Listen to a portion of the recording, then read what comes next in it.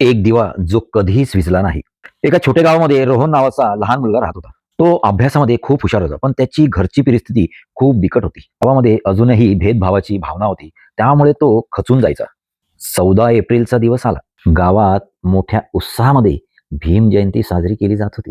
Doctor Babasaheb Ambedkar यांच्या विचारांनी सगळं वातावरण भरलेलं होतं. रोहन तिथं उभं राहून सगळं ऐकत होता. एका व्यक्तीने सांगितलं, डॉक्टर बाबासाहेब आंबेडकर यांनी खूप अडचणी सहन केल्या, पण त्यांनी कधीही हार मानली नाही.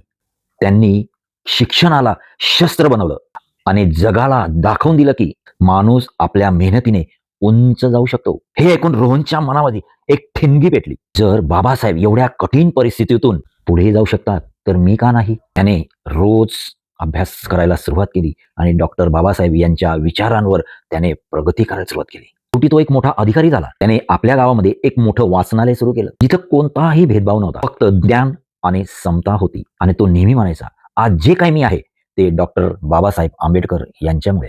परिस्थिती कितीही कठीण असली तरी शिक्षण, आत्मविश्वास आणि चिकाटीने आपण आपलं भविष्य घडवू शकतो. डॉक्टर बाबासाहेब आंबेडकर यांचा संदेश आजही प्रत्येकासाठी मार्गदर्शक आहे.